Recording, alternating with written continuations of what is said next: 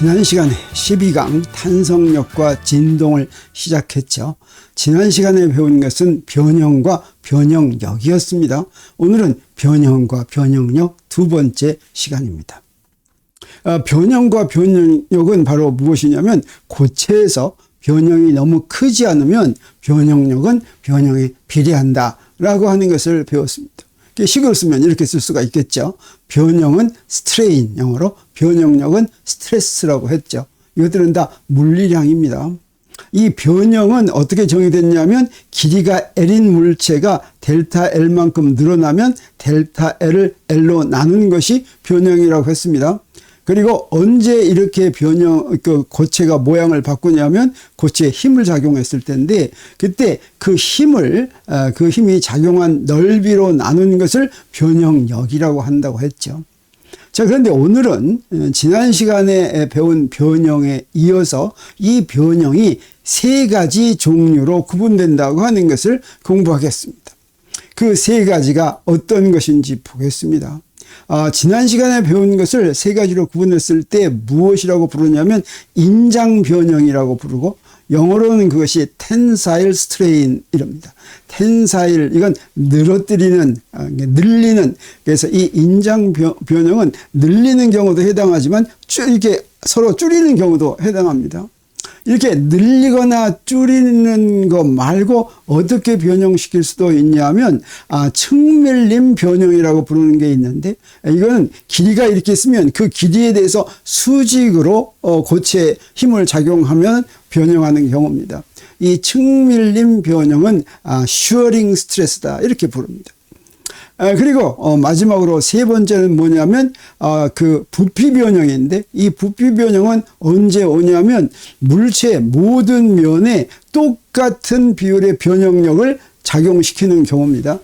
이것을 볼륨 스트레인이다 이렇게 이야기합니다. 그래서 이것을 그림으로 표현해 보겠습니다. 우리 인장 변형은 지난 시간에 본 것과 똑같은 것입니다. 이렇게 길이가 L인 이런 물체가 있다고 한다면 그 길이가 L인 물체에다가 힘을 작용합니다. 그 길이 방향으로 힘 작용하는데, 이때 합력은 0이 되게 해야지 되죠. 그래서 한쪽을 만약에 고정시켜 놨다고 하면 이걸 F로 잡아다니면 여기서는 마이너스 F로 잡아다니는 거나 마찬가지라고 했습니다. 자, 이렇게 힘을 작용하면 이것이 늘어나죠. 원래 길이 L에서 델타 L만큼 늘어났을 때 우리 변형, 이 인장 변형을 어떻게 정의했었습니까? 네, 델타 L을 L로 나눈 것으로 이렇게 정의했습니다. 근데 측밀림 변형은 shearing strain은 이걸 전단 변형이다 이렇게 부르기도 합니다. 이건 자, 이렇게 생긴 물체가 있다면 이놈한테 힘을 어떻게 작용하냐면 이렇게 그 길이의 수직인 방향으로 이렇게 힘을 작용합니다. 양쪽에다 똑같이. 그래서 여기를 고정하고 있는데 이쪽으로 F로 잡아다니면 여기는 이쪽으로 F로 잡아다녀서 이거한테 합력은 0이 된 셈이나 마찬가지가 되겠죠. 그러면 이렇게 변형이 되면 원래 위치에서부터 힘 방향으로 델타 X만큼 이렇게 이제 모양이 바뀐 셈이 됩니다. 이랬을 때 shearing strain, 즉 측밀림 변형은 어떻게 정의가 되냐면 이쪽으로 변화한 양 델타 X를 원래 길이로 나눈 것, 이것이 바로 측밀림 변형이 되겠습니다. 그래서 인장 변형이나 측밀림 변형이나 차원은 다 어떻겠습니까? 길이를 길이로 나눴으니까 차원은 없는 양이죠. 그래서 변형은 차원이 없는 양이고 어떤 단위에서 이걸 구하든 똑같은 숫자로 구해진다고 하는 걸 우리가 알 수가 있습니다. 차원이 없는 양은 단위가 필요가 없고 이때 구했을 때 똑같은 숫자로 구해진다고 하는 거 우리가 몇 번 강조했었죠. 그리고 부피 변형은 간단하게 이런 구 모양의 물체가 있다고 하겠습니다. 이 구 모양의 물체에다가 힘을 작용해서 구가 이렇게 쪼그라들었습니다. 이렇게 그래서 다 똑같이 이렇게 힘을 작용했다고 하면 이 힘을 뭘로 표시할 수가 있냐면 작용한 힘을, 요 전체에 작용한 힘을 전체 넓이로 나누면 그게 바로 압력이죠. 이랬을 때 원래 처음에 부피는 V였는데 그게 V 프라임으로 바뀌었다고 한다면 부피가 얼마만큼 바뀌었습니까? 항상 바뀐 델타 V는 나중 V에서 처음 V를 뺀 거죠. 이랬을 때 부피 변형, 볼륨 스트레인은 어떻게 정의되냐면 부피 변화량을 원래 부피로 나눈 것으로 이렇게 정의됩니다. 이 경우도 차원이 어떻게 되겠습니까? 부피를 부피로 나눴으니까 차원은 없죠. 그래서 이것도 이제 그 단위가 없는 양으로 이제 기술되는 것이라고 할 수가 있습니다.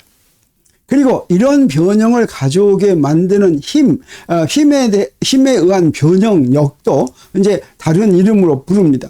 그건 변형력이 달라지는 것이 아니라 변형력, 똑같은 힘을 넓이로 나누는 변형력은 마찬가지인데 어떤 변형을 가져오는 것이냐에 따라서 부르는 변형력을 부르는 이름이 달라진다고 하는 것입니다. 그래서 첫 번째로 인장 변형을 가져오는 변형력은 뭐라고 부르는 게 좋겠습니까? 그렇습니다. 인장 변형을 가져오는 변형력은 인장 변형력이다. 이렇게 부릅니다. 자, 영어로는 뭐겠습니까? 인장 변형이 영어로는 텐사일 스트레인이었죠. 그러면 인장 변형력은 영어로 뭐겠습니까? 그렇습니다. 텐사일 스트레스다라고 할 수 있습니다. 그러면 측밀림 변형을 가져오는 변형력은 무엇이라고 부르겠습니까? 그렇죠. 측밀림 변형력이다 이렇게 부릅니다. 그러면 측밀림 변형을 영어로 하면은 시어링 스트레인이었는데 측밀림 변형력을 영어로 하면 뭐겠습니까? 그렇죠. 시어링 스트레스다라고 하겠습니다. 그리고 마지막으로 부피 변형을 가져오는 변형력은 무엇이라고 부르면 되겠습니까? 부피 변형을 가져오는 변형력은 부피 변형력 이렇게 부르면 되겠죠. 자, 부피 변형은 볼륨 스트레인이었으니까 볼륨 스트레인을 가져오는 변형력은 영어로는 뭐겠습니까? 부피 변형력은 그렇죠. 볼륨 스트레스다 이렇게 부르겠습니다. 그래서 이런 인장 변형력의 경우에는 그 힘이 작용하는 인장 변형을 일으키는 힘이 작용하는 넓이를 S라고 하면 그 힘을 S로 나눈 것을 어떻습니까? 변형력이라고 정의했죠. 우리 지난 시간에 배운 것과 같습니다. 그래서 인장 변형력은 F 나누기 S로 정의가 된다. 측밀림 변형에서도 마찬가지가 되겠습니다. 측밀림 변형에서 힘이 작용한 부분의 넓이가 S면 이 힘을 S로 나눈 걸 무엇이라고 불러요? 측밀림 변형력이라고 정의한다고 하는 것이죠. 그래서 F 나누기 S가 측밀림 변형력이 되겠습니다. 그러면 부피 변형력은 어떻겠습니까? 부피 변형력은 이 겉면의 전체 넓이가 S인데 이때 전체 작용한 힘을 S로 나눈 게 바로 무엇이라고 했습니까? 압력이라고 그랬죠. 부피 변형력은 압력 P로 표시할 수가 있겠습니다. 자, 그런데 우리 이렇게 변형력은 변형에 비례한다고 했을 때 이 비례하는 비례 상수를 영어로는 뭐라고 부르냐면 모듈러스라고 부릅니다. 그래서 세 종류의 변형 모두에서 변형력은 변형에 비례합니다. 그러니까 우리가 지난 시간에 한 것 그 이야기를 다시 한번 말하는 것이나 마찬가지입니다. 그랬을 때 이때 비례 상수를 뭐라고 하냐면 모듈러스라고 이렇게 부릅니다. 그냥 우리말로 모듈러스 이렇게 얘기도 하고 이거는 이제 번역을 해서 부르기도 합니다. 그래서 변형력은 변형에 비례하는데 그 비례 상수를 모듈러스라고 한다고 하는 것이죠. 그래서 이런 이제 모듈러스라고 하는데 이때 우리 이 변형이 무엇이냐에 따라서 변형을 부르는 이름하고 변형력을 부르는 이름이 다 달랐죠. 그래서 이 변형이 무엇이냐에 따라서 이 모듈러스를 부르는 이름도 이제 바뀌게 됩니다. 우리 그걸 설명하려고 하는데 우리가 공부하다 보면 모듈러스라는 용어가 자주 이용이 되면서 서로 다른 조금 뉘앙스가 다른 의미로 이용이 되기 때문에 혼란스러울 수가 있습니다. 진짜 그렇습니다. 왜 그러냐면 모듈러스라는 영어 단어가 뜻하는 의미가 여러 가지이기 때문에 그렇습니다. 그래서 수학이나 물리학이나 공학에서 모듈러스라는 이름이 이용이 되는데 그때 그 모듈러스가 다 똑같은 의미로 사용이 되는 게 아니라 약간씩 다른 의미로 사용될 때가 있으니까 혼동하지 않아야 되겠습니다. 그래 모듈러스는 수학과 물리학 그리고 공학에서 여러 의미로 이용이 되는데 수학에서는 또 몇 가지 의미가 됩니다. 특히 복소수에서 절대값을 얘기할 때 복소수의 절대값은 absolute value라고 하죠. 이 absolute value를 모듈러스라고 합니다. 그래서 모듈러스 오브 컴플렉스 넘버 그러면 컴플렉스 넘버는 실수 부분과 허수 부분이 있죠. 그래서 실수 부분을 제곱하고 허수 부분을 제곱해서 루트 씌운 거 이걸 갖다가 복소수의 절대값이라고 하는데 이걸 모듈러스라고 이렇게 부릅니다. 그뿐 아닙니다. 벡터의 크기도 모듈러스라고 할 때가 있습니다. 그래서 magnitude of vector 이렇게 부를 때도 있지만 모듈러스 오브 벡터 이렇게 부를 때도 있습니다. 그러면 모듈러스 벡터의 모듈러스는 어떻게 됩니까? 벡터의 성분들이 있는데 그 성분들을 제곱해서 다 더한 다음에 루트를 씌운 게 바로 모듈러스가 되겠습니다. 또 행렬도 행렬의 노음을 모듈러스라고 부릅니다. 행렬의 노음은 행렬의 크기 정도를 나타내는 양을 말합니다. 그래서 그걸 모듈러스 오브 매트릭스 이렇게 얘기하기도 합니다. 물리에서는 어떻게 얘기하느냐? 비례상수, 어떤 두 물리량 사이의 비례상수를 일반적으로 모듈러스라고 많이 부릅니다. 여기서는 변형과 변형 사이의, 변형력 사이의 비례상수를 모듈러스라고 했는데 꼭 변형과 변형력이 아니더라도 어떤 다른 두 물리량이 서로 비례하면 그 비례상수를 모듈러스라고 부릅니다. 그래서 모듈러스 오브 일레스티시티 하면 탄성률 이렇게 됩니다. 모듈러스 오브 리지디티 하면 강성률 이렇게 합니다. 그다음에 모듈러스 오브 토션 그러면 비틀림률 이렇게 합니다. 이렇게 그 비례 상수로 이용이 되는 것들이 이렇게 모듈러스인데 그러면 우리 변형과 관계된 세 가지 경우의 비례 상수를 이제 어떤 이름으로 부르는지 보겠습니다. 그러면 첫 번째로 인장 변형에서는 그 비례 상수를 우리가 뭐라고 부른다고 그랬습니까?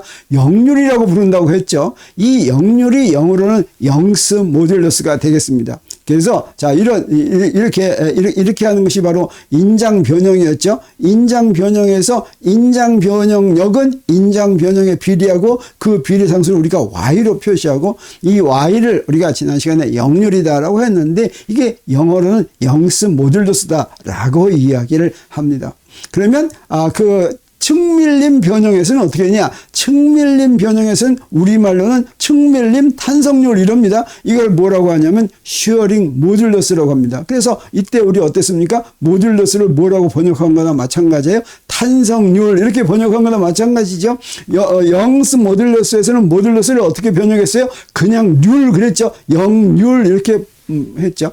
물론 영의 탄성률 뭐 이렇게 번역해도 크게 틀리다고 할 수는 없겠습니다. 그래서 이 모듈러스는 그냥 률 이렇게도 하고 그게 무엇이냐에 따라서 그런 률 이런 식으로 번역된다고 하겠습니다. 그래서 측밀림 변형은 이런 것이었는데 이때 측밀림 변형은 측밀림 변형력은 측밀림 변형에 비례하고 그 비례상수는 어떤 문자로 주로 쓰냐면 G라는 문자로 씁니다. 그래서 이 G를 뭐라고 부르냐면 슈어링 모듈러스 또는 측밀림 탄성률이다 이렇게 부른다고 하는 것이죠.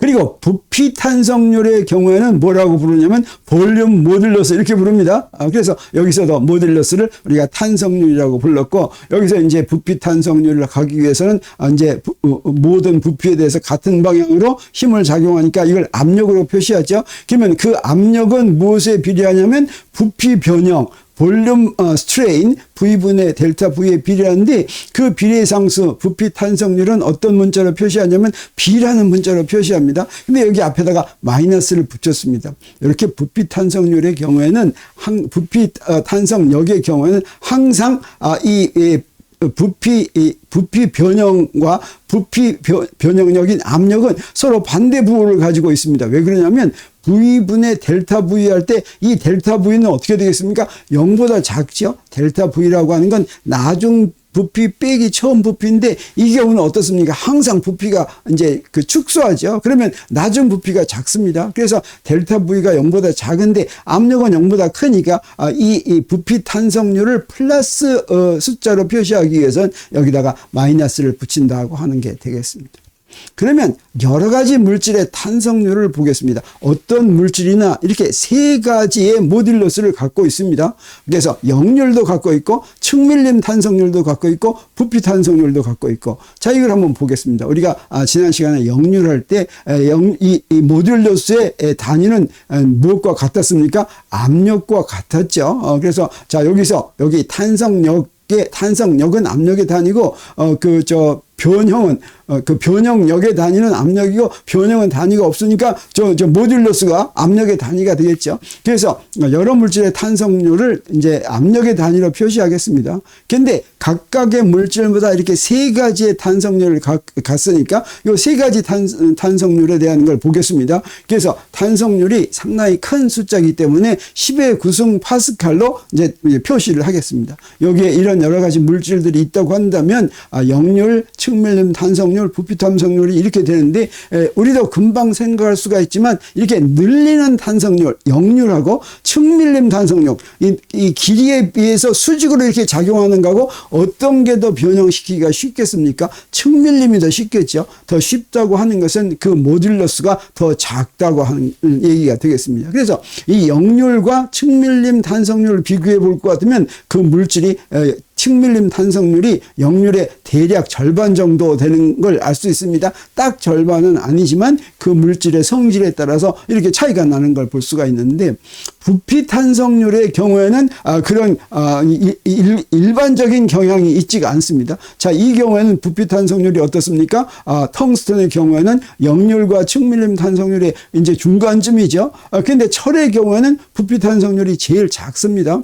그리고 구리의 경우에는 부피 탄성률이 제일 크죠. 자, 이렇게 들쭉날쭉입니다. 그리고 물과 수은과 같이 액체 상태로 존재할 경우에는 역률이나 측밀림 탄성률, 다시 말하면 인장 변형이나 측밀림 변형은 존재하지 않고 그건 그렇게 할 수가 없겠죠. 그건 조금만 하더라도 푹 이렇게 변형이 완전히 달라지죠. 그리고 부피 탄성률을 갖는데 수은에 비해서 물은 부피 탄성률이 엄청 작다. 다시 말하면 물은 변형을 시키기가 아주 쉽다라고 하는 걸 우리가 알 수가 있겠습니다. 자, 그러면 이런 세 가지 이제 변형에 대해서 우리 연습 문제를 풀고 이 시간을 마치기로 하겠습니다. 먼저 철선의 인장 변형을 한번 보겠습니다. 어떤 경우냐면 철선에 매달린 그네를 타는 연기자가 이제 있습니다. 철선을 매달려서 여기 왔다 갔다 합니다. 그러면 그 철선을 잡아다니는 힘이 위치에 따라 다르죠. 그래서 가장 낮은 위치를 지날 때 철선의 장력이 940N이다. 이 장력은 무엇과 같으냐면 사람이 철선을 밑으로 내려 잡아당기는 힘이나 마찬가지입니다. 그래서 인장 변형력에서 사용이 되는 그 힘이 바로 장력이 되겠습니다. 이 조건에서 길이가 10m인 철선이 0.5cm 이상 늘어나지 않으려면 철선의 단면의 반지름이 얼마보다 작지 않아야 하는가. 자, 이 이야기를 쫙 들으면 이건 어떻게 풀어야 되겠구나 하는 게 이렇게 생각이 들죠. 그렇게 어려운 문제는 아닙니다. 먼저 문제에서 무엇을 주었는지 보겠습니다. 철선을 잡아다니는 힘이 얼마라고 했습니까? 그게 바로 장력이니까 940N. 그 다음에 그 철선의 길이하고 그 다음에 늘어나는 길이가 주어졌으니까 바로 변형이 주어진 거나 마찬가지죠. 그래서 철선의 인장 변형이 L분의 델타 L 계산하면 5 곱하기 10의 마이너스 4승 이렇게 되겠습니다. 그리고 아는 건 뭐냐면 우리 앞에 표에서 철의 그 역률을 우리가 압니다. 그래서 역률이 얼마냐면 200 곱하기 10의 9승 파스칼이었습니다.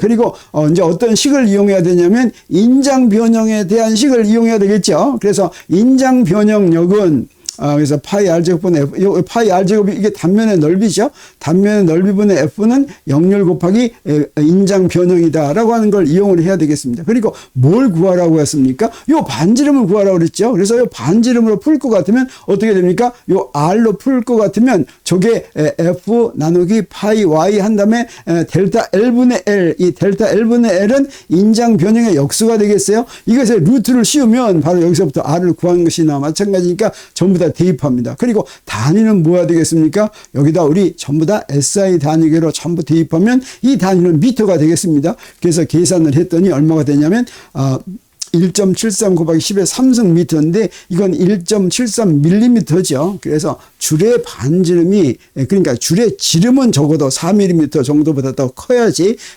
그런 이제 인장 변형을 이제 그 0.5cm 이상 늘어나지 않는 그런 이제 그 변화를 줄 수가 있다고 하는 걸 우리 여기서 알 수가 있겠습니다. 그러면 이번에는 측밀림 변형에 대한 문제를 보겠습니다. 이 측밀림 변형의 경우에는 알루미늄을 이용하겠어요. 그래서 벽에다가 알루미늄 못 같은 걸 이제 박았습니다. 그래서 이걸 갖다가 거리로 이용하려고 합니다. 어떤 알루미늄 막대냐면 단면의 반지름이 2.4cm인 알루미늄 막대인데 벽에서부터 수평 방향으로 얼마가 돌출되어 있냐면 5.3cm가 돌출되어 있습니다. 그리고 이 막대기의 끝에다가 무게가 12,000N인 12,000N은 이건 어느 정도 됩니까? 1,200kg 이상, 1,000kg 이상입니다. 1,000kg이면 1톤이죠. 굉장히 무거운 걸 끝에다가 매달았습니다. 이렇게 걸려있을 때 측밀림 변형력을 구해라. 그 다음에 측밀림 변형을 구하라. 이게 이제 문제가 되겠습니다. 그러면 문제에서 준 것이 무엇입니까? 우리 봤더니 알루미늄 막대에 대해서 뭐가 주어졌어요? 길이가, 단면에 반지름이 이렇게 주어졌고 미터로 표시했습니다. 그리고 길이가 이렇게 주어졌죠. 이것도 미터로 표시했습니다. 문제에서는 센티미터로 준 걸 미터로 표시했어요. 우리 계산하려면 SI 단위로 하는 게 이제 계산이 좋죠. 그리고 알루미늄 막대에 작용한 측밀림 힘이 작용한 힘입니다.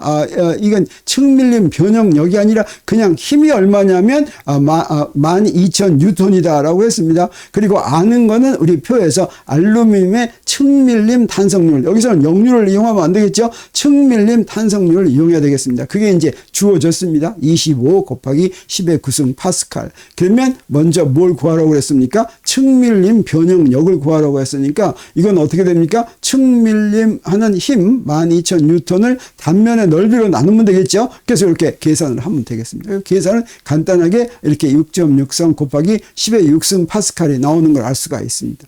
그리고 이제 변형, 측밀림 변형을 구하라고 했으니까 이 측밀림 변형은 우리 뭘 이용해야 되겠습니까? 바로 측밀림 변형력은 측밀림 변형에 비례한다는 이 식을 이용해야 되겠죠. 그래서 변형은 여기서 델타 X분의 L을 구하는 것이니까 이 델타 X분의 L은 얼마가 됩니까? 자, 여기다 다 대입을 했습니다. F 나누기 파이 R 제곱 해가지고 다시 말하면 측밀림 변형력을 구해놨으니까 그걸 뭘로 나누면 돼요? 측밀림 탄성률로 나누면 되겠죠. 그래서 여기서 구한 측밀림 변형력을 측밀림 이제 탄성률로 나눴습니다. 그랬더니 얼마가 됩니까? 이건 단위가 없는 2.65 곱하기 10의 마이너스 4승이 됐습니다. 그러면 실제로 여기 얼마만큼 밑으로 내려왔는지 그게 바로 델타 X죠. 그 델타 X를 구하려면 어떻게 하면 됩니까? 측밀림 변형에다가 L을 곱하면 되죠. 그 L이 0.053 미터, 5.3cm였으니까 이렇게 구해봤더니 얼마가 됩니까? 이건 1.41 곱하기 10의 마이너스 5승 미터인데 그건 바로 얼마냐면 0.0141mm. 그래서 굉장히 조금 밑으로 내려오는 거는 하는 걸 우리 알 수가 있습니다. 그러면 마지막으로 부피 변형을 한번 보겠습니다. 구리공의 부피 변형입니다. 자, 기압이 1 곱하기 10의 5승 파스칼인 이건 대부분 우리 대기압하고 비슷한 거죠. 그런 공기 중에서 부피가 0.5 세제곱미터인 구리공이 있는데 이거를 바닥에다 빠뜨렸습니다. 그랬더니 그 바닥까지 쭉 내려갔는데 그곳에서 쭉 가라앉은 곳에서 바닷물의 압력이 2 곱하기 10의 7승 파스칼이라면 압력이 약 100배 정도 됐죠. 구리공의 부피 변화량은 얼마인가 이렇게 물어보는 문제입니다. 그러면 이것도 우리 이제 부피 변형력이 부피 변형에 비례한다는 걸 이용해서 바로 풀 수가 있겠죠. 문제에서 무엇이 주어졌습니까? 지상에서 공기의 압력은 얼마냐면 이렇게 주어졌고 그 다음에 구리공의 부피가 이제 이렇게 주어졌습니다. 0.5 세제곱미터로. 근데 바다 아래로 내려갔더니 바닷물의 압력이 어떻게 됐습니까? 이제 200배 더 커졌죠. 그리고 아는 것은 우리 구리공의 부피 탄성률 앞에서 표에 나와 있습니다. 이게 140 곱하기 10의 9승 파스칼이니까 우리 무엇을 이용합니까? 압력은 부피 변형에 비례한다라고 하는 걸 이용하겠습니다. 그런데 압력이 공기 중에도 있고 바닷물에도 있으니까 그 차이가 바로 이 식에서 이용이 되는 게 되겠죠. 그래서 P' 빼기 P는 마이너스 B 그 다음에 V분의 델타 V, 이 부피 변형이죠. 근데 여기서 구하라는 건 뭐냐면 부피 변화량 델타 V를 구하라고 했습니다. 그래서 이 델타 V는 어떻게 구하면 되겠어요? 바로 요거 압력 변화 요거 다 주어진 거니까 V를 곱해서 B로 나누면 되겠죠. 그래서 여기다 그대로 했습니다. 저기 앞에 마이너스 부호가 필요합니다. 그건 여기서 바로 이 마이너스 부호하면 델타 V가 0보다 작아지겠죠. 그래서 문제에서 준 숫자를 다 대입했더니 요 답이 얼마가 나오냐면 이렇게 나왔습니다. 마이너스 7.11 곱하기 10의 마이너스 5승 세제곱미터인데 요건 1세제곱미터는 10의 6승 세제곱 센티미터입니다. 그걸 곱할 것 같으면 얼마만큼 바뀌냐면 71.1 세제곱 센티미터만큼 줄어든다라고 하는 걸 우리 여기서 알 수 있습니다. 자, 이렇게 해서 우리 세 가지 변형, 인장 변형과 측밀림 변형과 부피 변형에 대해서 공부를 했습니다. 근데 고체가 이렇게 모양이 바뀌면 우리가 흔히 아는 게 바로 뭐냐면 탄성률이죠. 후크 법칙이죠. 그래서 우리가 지금까지 배운 변형과 후크 법칙은 어떤 관계가 있는지를 우리 다음 시간에 공부하려고 합니다. 오늘 강의는 여기서 마칩니다.